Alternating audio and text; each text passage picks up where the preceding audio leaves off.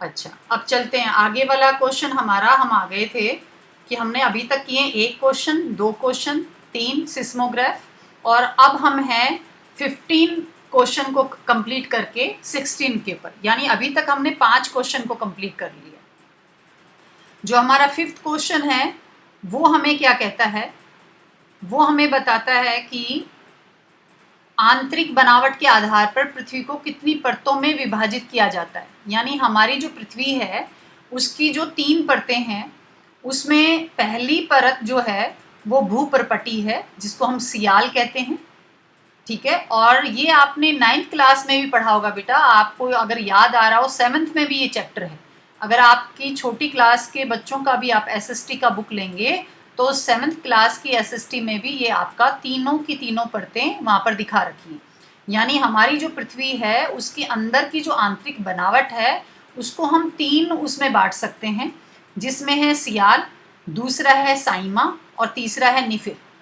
सियाल में जो है वो एल्युमिनियम का पार्ट ज़्यादा होता है और ये हमारी भूपर्पटी का हिस्सा है जिस पर हम सब अपना मकान बनाते हैं। ये लास्ट टाइम भी मैंने आपसे डिस्कस किया था कि अंडा या आप संतरे को इमेजिनेशन कर सकते हैं, अगर उबले हुए अंडे से अगर आप पपड़ी को हटाएं that equal to our earth, यानी हमारा जो भूमि है जिसके ऊपर हमारी सबकी सड़कें, हमारा बांध, हमारा घर, फैक्ट्री, स्कूल, बसेस, जो कुछ भी चलता है वो हमारी पृथ्वी की भूपर्पटी पर चलता है और वो सब महाद्वीप की परतें हैं, महाद्वीपीय प्लेटें हैं। और पिछली बार मैंने पढ़ाया भी था कि हमारे पास महासागर भी हैं, महाद्वीप भी हैं, तो महाद्वीप की प्लेटों पर हम रहते हैं। अगला है महाद्वीप से नीचे वाला जो एक स्केल आता है वो आता है मेंटल या मध्यम परत, जिसको हम साइमा कहते हैं, जिसमें मैग्नीशियम की मात्रा ज़्यादा होती है और इसमें बहुत ज़्यादा तापमान होता है और बहुत पिघली हुई सारी चट्टानें होती हैं जिनका बहुत ज़्यादा हाई लेवल पे एनर्जी होती है। तीसरा हमारा प्योर निफे। निफे देखो आप Ni+Fe, यानी Ni मतलब निकल, निकल एक धातु होती है और फास्फेरस भी एक धातु होती है जिसको हम Fe केमिकल से दिखाते हैं। ये हमारा आंतरिक क्रोड बना हुआ है। ये वाला क्वेश्चन हम लास्ट टाइम भी कवर कर चुके हैं, मुझे याद आ रहा है कि ये क्वेश्चन हम लास्ट टाइम भी कवर कर चुके हैं। अब इससे आगे जो हम पढ़ेंगे तो वो देखेंगे कि हम अगला क्वेश्चन अब आपके सामने आ भी रहा होगा, आप देख भी पा रहे होंगे 17 वाला क्वेश्चन। 17 जो क्वेश्चन है वो कहता है कि पृथ्वी की भूपर्पटी, अभी जो पहला वाला हिस्सा इसी को बताएगा, वो जो ये हिस्सा हमने यहाँ पर पढ़ा है ना अभी फर्स्ट, उसी फर्स्ट को ये आगे समझा रहा है। आगे वाले क्वेश्चन में वो कह रहा है कि पृथ्वी की भूपर्पटी यानी अर्थ क्रस्ट जो है वो उसको किन 2 भागों में बांटा जा सकता है, यानी इसी को आगे कहा है, इसी को कहता है वो कि हम इसको 2 भागों में बांट सकते हैं, 2 भागों में। तो वो क्या है वो 2 भाग? उसने कहा कि हमारी पृथ्वी सियाल में एक तो पाई जाती है और एक सीमा में पाई जाती है, और इस पर भी ऐसा होता है, यानी इस वाले हिस्से में भी ये वाला हिस्सा कहीं कहीं पाया जाता है। सेकंड वाला वो कैसे पाया जाता है? वो ऐसे है कि पृथ्वी की भूप्रकृति की जो धरातल के नीचे गहराई है उसको हम 2 भागों में बांटेंगे, और ये जो गहराई पहली वाली है भूप्रकृति, यानी ये वाला शब्द, ये है 30 किलोमीटर। लेकिन ये 30 किलोमीटर जो चीज़ है वो कहीं कहीं पर बदल जाती है, कहीं पर ये 5 किलोमीटर पाई जाती है, कहीं पर ये 70 पाई जाती है, ये एवरेज बताया है। अब ये कैसे बताया? लास्ट टाइम मैंने आप लोगों को पढ़ाया था, फिर आप में से कई लोगों ने मुझे वापस करके बताया था कि मैडम जो है 30 किलोमीटर में है, वो जो हमारी महाद्वीपीय परत है वो 20 किलोमीटर मोटी है, ठीक है। क्यों? क्योंकि मैंने बताया वो एल्युमिनियम जैसे हल्के खनिज से बनी है और उसमें सिलिकेट इसमें भी मिलेगा और सिलिकेट इसमें भी मिलेगा, लेकिन इसमें एल्युमिनियम मिलता है सियाल में और इसमें मैग्नीशियम मिलता है, बस यही अंतर है। इसमें एल्युमिनियम और इसमें मैग्नीशियम, यानी महासागर, देखो महासागर है, प्रशांत महासागर, अटलांटिक महासागर, आर्कटिक महासागर और दक्षिणी महासागर और आपका हिंद महासागर, इनमें मैग्नीशियम और सिलेट मिलता है, और इसमें महाद्वीपीय जो है कॉन्टिनेंटल जो है उसमें एल्युमिनियम मिलता है। ये दोनों धातु हैं जो सिलिकेट से मिलकर हमारी पृथ्वी को इतनी मजबूती देती हैं। अब आपके घर में एल्युमिनियम के बर्तन भी होते हैं, आप खुद उसमें खाना बनाते हैं, लेकिन अगर उसमें सिलिकेट मिल जाए तो वो इतना कठोर बन जाएगा कि वो तोड़ने से भी नहीं टूटेगा। इसलिए हमारी जो महाद्वीपीय परत है वो कहीं कहीं पर इतनी कठोर हो जाती है और कहीं कहीं पर इतनी नर्म होती है कि हम उसको कुदाली से खोद सकते हैं, वो इतनी हल्की मिट्टी होती है। तो उसका मतलब ये होता है कि वहाँ पर सिलिकेट की मात्रा कम है और बाकी कण ज़्यादा हैं और एल्युमिनियम की मात्रा भी कम है, इसलिए ये सारी की सारी चीज़ें वहाँ आपको देखने को मिलेगी। अब पृथ्वी की भूप्रपट्टी यानी ओनली इसको, आगे की ये नहीं बोला। या देखो यहाँ पर आपने अगर गौर किया होगा तो यहाँ पर देखो या लिखा हुआ है, ये देखो ये शब्द लिखा हुआ है या, ठीक है। तो इसको समझाने की कोशिश की उसने यहाँ पर भूप्रपट्टी को, यानी सियाल एंड सीमा। ये आपको समझ में आ गया मुझे पता है। और इसी सियाल का सिलिका का SI और एल्युमिनियम का AL, CiAl को जोड़ देंगे तो ये सियाल बन गया। यहाँ पर ये सियाल बन गया। इसका घनत्व तो बहुत कम होता है क्योंकि एल्युमिनियम हल्का होता है। तो ये आपको इसकी विशेषताएं भी पता लग गई, इसकी मोटाई भी पता लग गई। यही आपको इसके अंदर 3 पॉइंट लिखने हैं।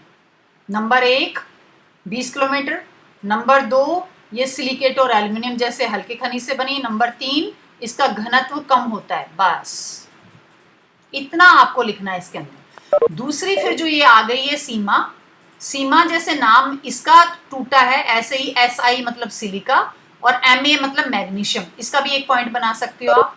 और ये परत जो है वो 20 किलोमीटर से ज्यादा मोटी होती है, यानी 20 से 30 किलोमीटर तक इसकी औसत गहराई तक ही पाई जाती है। और ये बनी है बेसाल्ट से। अभी थोड़ी देर पहले आपने बेसाल्ट कहाँ पढ़ा था? हमारे भारत के दक्कन के पठार में। हमारा भारत का जो दक्कन का पठार है वो भी बेसाल्ट से बना है। और ये जो हमारा महासागर, जहाँ भी महासागर मिलेंगे वहाँ की जो परतें हैं वो किससे बनी हैं? वो भी बेसाल्ट से बनी है। और इस बेसाल्ट में क्या गुण होते हैं? इस बेसाल्ट में गुण होते हैं मैग्नीशियम के और सिलिका के। तो ये जो है ये भारी होती है, हल्की नहीं होती। अब ये तो हल्की होती है महाद्वीपीय वाली परत, इसका घनत्व कम होता है तो इसका घनत्व ज्यादा होगा। तो इतना मुझे लगता है बहुत अच्छी तरीके से आप सबको समझ में आया है और ये मैं यकीन करती हूँ कि आप इसको समझेंगे।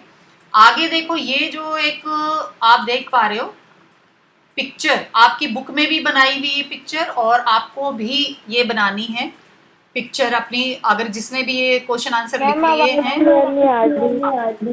हाँ जी बेटा, क्या कह रहे हो बेटा?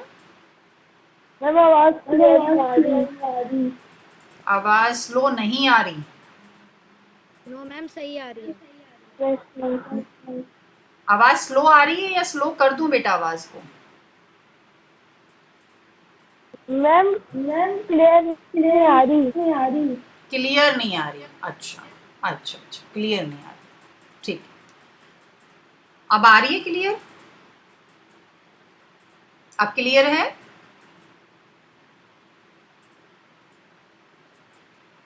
देखो बेटा, अब क्लियर है थोड़ा पहले से? सही है।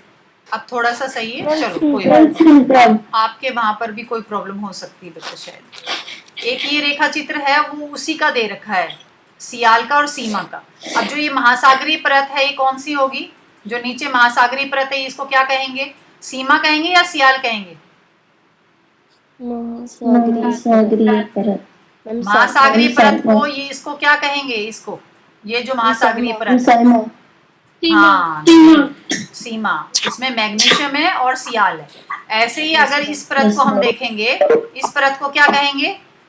सियाल। Very good. हाँ, तो ये आपको समझ में आ गई। और यहाँ पर आप अब बिना देखे भी पिक्चर बना सकते हो क्योंकि तुम्हें याद रहेगा। ये 30 किलोमीटर है, ये 20 किलोमीटर है और ये भूप्रपट्टी का ऊपर वाला हिस्सा है, यानी गहराई दिखा रखी है। यानी यहाँ पर अगर हमारे घर बने हुए हैं, समझो हमारा घर यहाँ पर बने हुए हैं सारे के सारे, तो ये इसकी क्या दिखा रखी है उन्होंने? ये उन्होंने दिखा रखी गहराई। समझ में आई बात? ये गहराई दिखा दी है यहाँ तक, ठीक है।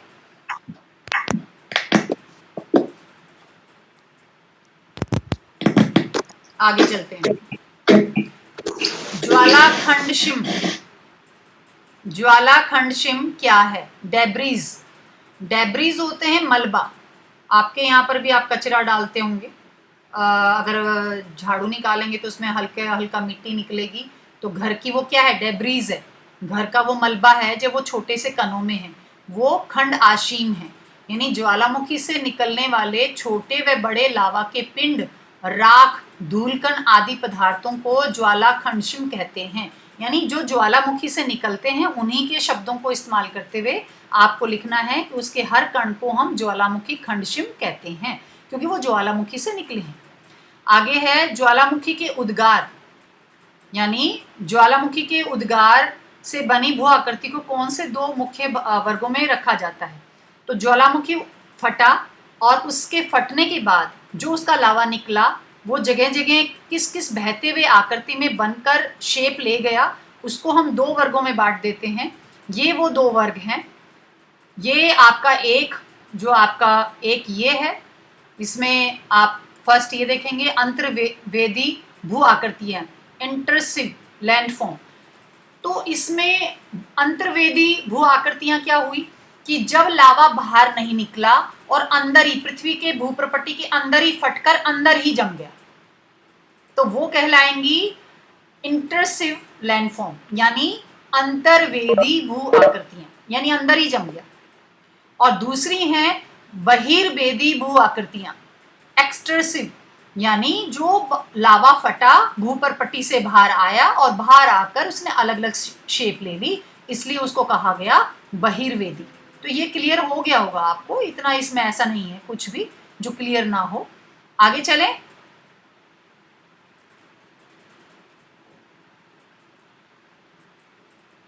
आगे चलें।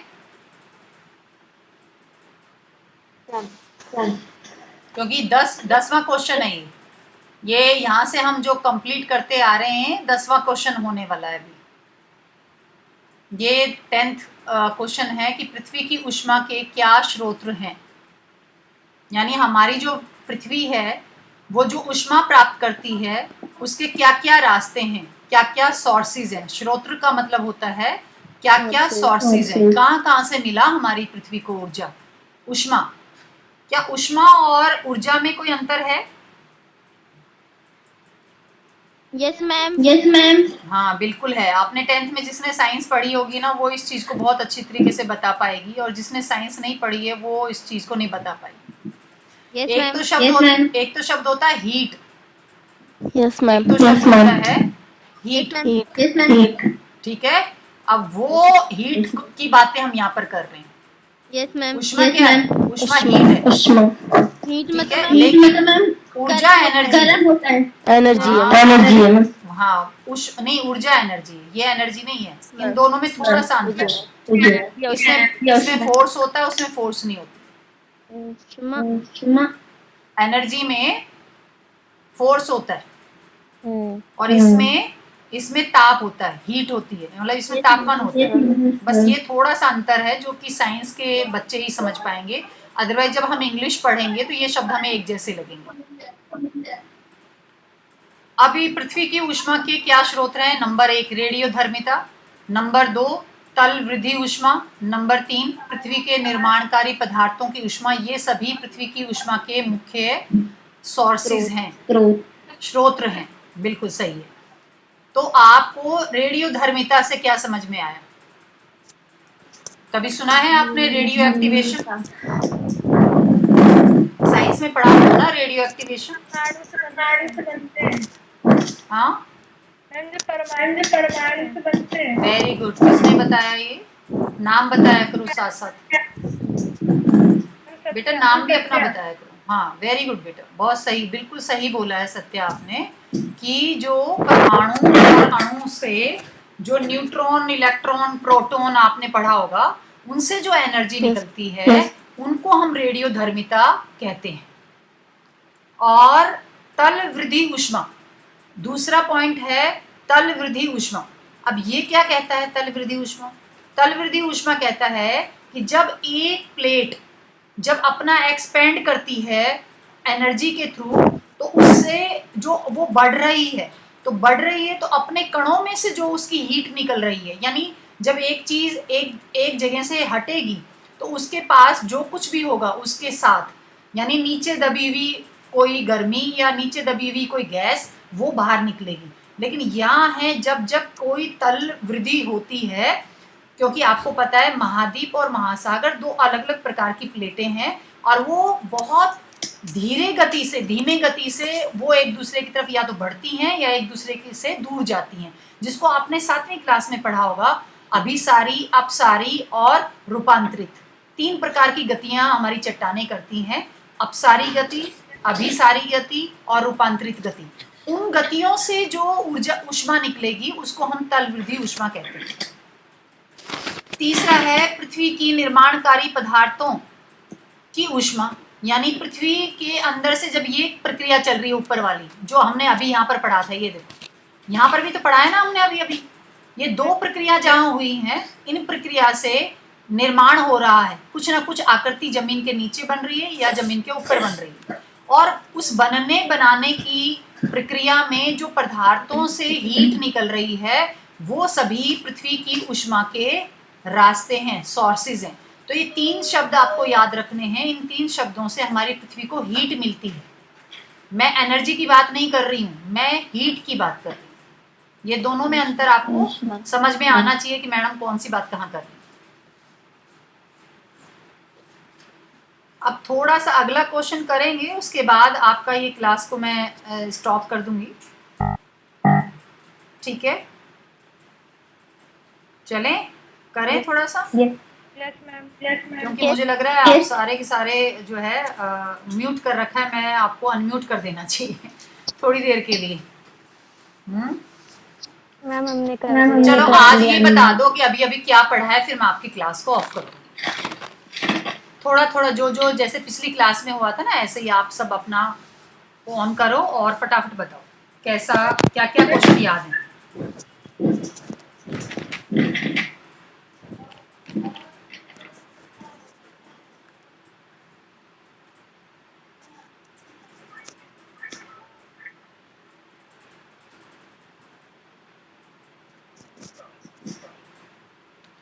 हाँ जी बताइए।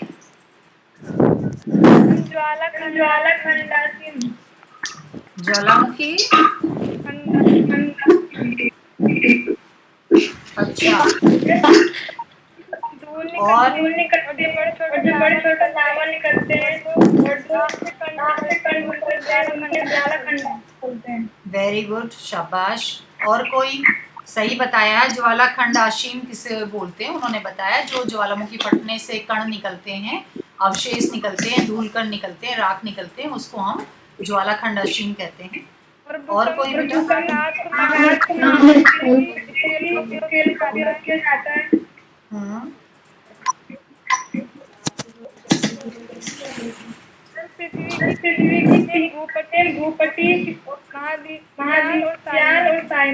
वेरी गुड, शाबाश। सियाल, भूपर्पटी को हम 2 हिस्सों में बांटकर पढ़ सकते हैं, एक सियाल और एक सीमा। सियाल में एल्युमिनियम होता है सिलिका के साथ, और सीमा में मैग्नीशियम होता है सिलिका। और कोई क्वेश्चन जो आज पढ़ा है? मैम भारत का बेटा एक बार कोई एक बच्चा एक बार बोले। हम भारत का ढक्कन ट्रैप किस तरह की ज्वालामुखी का उदाहरण है? हाँ बेटा बताओ आंसर। बेसाल्ट लावा प्रवाह। वेरी गुड, बहुत बढ़िया, शाबाश। मिश्रित ज्वालामुखी किसे कहते हैं? मैम ये वो ज्वालामुखी है जिनसे लावा के साथ जलते हुए पदार्थ और मैम राख भी निकलती है। वेरी गुड बेटा, शाबाश। ये राजनाथ ने बताया, भावना ने बताया। और मैम सिस्मोग्राफ किसे कहते हैं? किस लिए किया जाता है? मैम सिस्मोग्राफ जिसके माध्यम से जो स्पीड होती है और मैम भूकंप तरंगों को मापा जाता है। वेरी गुड बेटा, शाबाश। P और S तरंगे। हाँ वेरी गुड, शाबाश। इतना भी याद है आपको, वेरी गुड, क्योंकि मैंने लिखा था स्क्रीन पर। Yes ma'am. और एक मर्केली स्केल है। Yes ma'am. स्केल से क्या नाप सकते हैं भूकंप का? मैम उसकी जो तीव्रता होती है भूकंप के आघात, मतलब जो जहाँ तक चोट पहुंचाता है वो आघात। वेरी गुड, वेरी गुड, आघात। यानी चोट, वो कितनी हानि पहुंचाने वाला है। चलो आज के लिए गुड डे। मैं खुश हूँ कि मैं पढ़ाती हूँ, उतना आप सबको पता होता है। और बेटा अगली सैटरडे को जो क्लास होगी उसके बाद एक डाउट सेशन मैं रख नहीं पाती क्योंकि मैं स्कूल में होती हूँ, तो अभी मैं एक क्लास अपनी ट्यूसडे के अलावा और रखा करूँगी। और अभी आपका ये क्लास ऑफ होने के बाद मैं अपना वो देखूंगी कि किसी तरीके से मैं माइक्रोसॉफ्ट पे टीम का काम कर पाऊँ। उसमें लिमिटेड टाइम नहीं होता, इसका टाइम ख़त्म हो चुका है क्योंकि ये ऐप जो है 50 मिनट के लिए ही देती है और वो हमारी क्लास हो चुकी है। Thank you all of you. और औरों को भी मोटिवेट करो बेटा, 100% होनी चाहिए अटेंडेंस आप सबकी, ये गलत बात है। और मैं 10 क्वेश्चन को लेकर चल रही हूँ, अगली बार हम मैप करेंगे, तो उम्मीद करती हूँ हाँ सब ज्वाइन करेंगे, माइंड मैप एंड मैप करेंगे, 2 चीज़ करेंगे। और आज क्लास को यहीं